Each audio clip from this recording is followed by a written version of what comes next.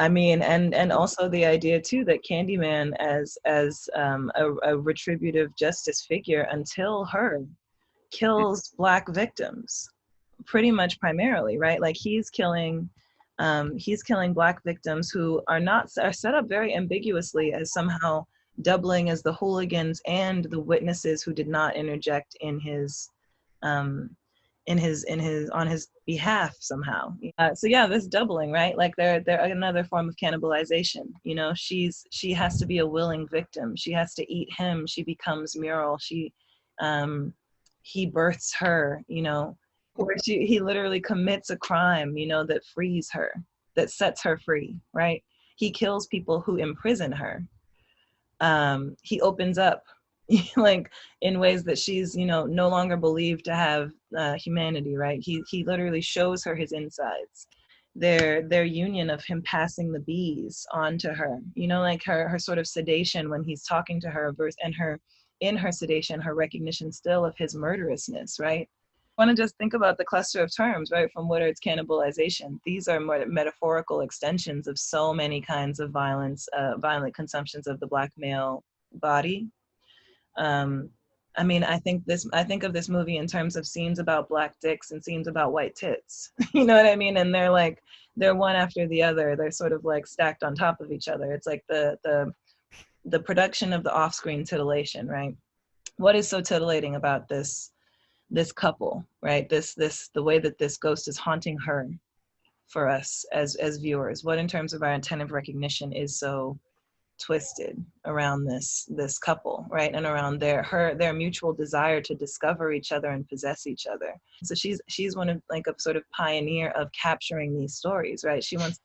She's a white African folklorist. His tagline was "Be my victim." Like that was like he kept calling out to her, "Be my victim."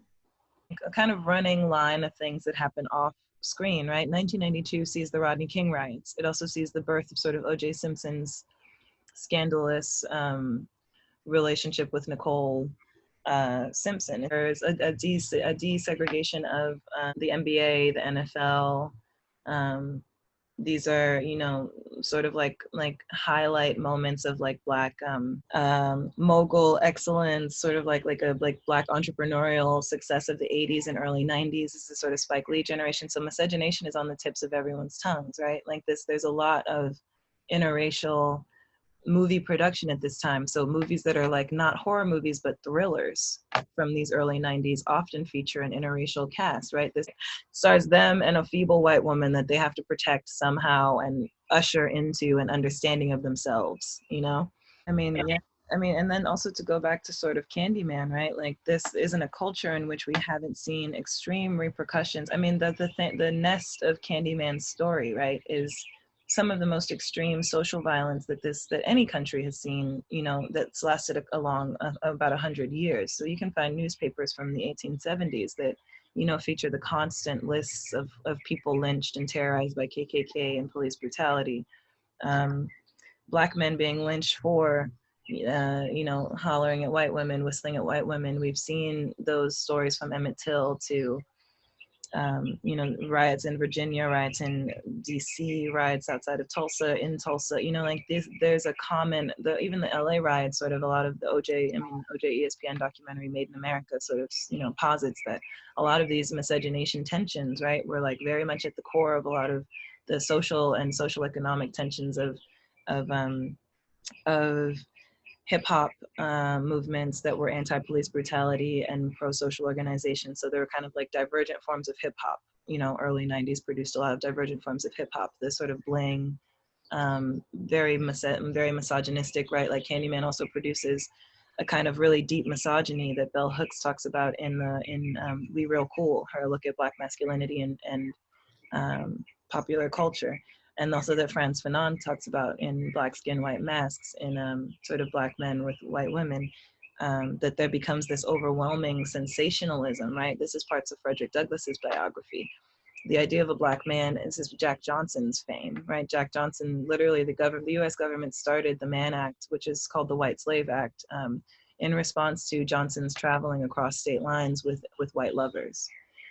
So the idea of those women being sex trafficked because they could not possibly want to, right, come across state lines with a black boxer. And, you know, again, an act of concealment, right? Like, so Riot starts off around, pops off around a black man published in a newspaper for saying that some white women enjoy sleeping with black men and keeping the company of black men.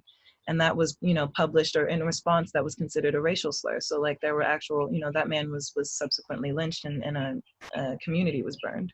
You know, this is D.W. Griffith's Birth of a Nation, right? This is the through line of Birth of a Nation, that like freedom for black men means that they will rape and harm black women the way white men have harmed black women, right? Have used slave women, that white women will then become slaves.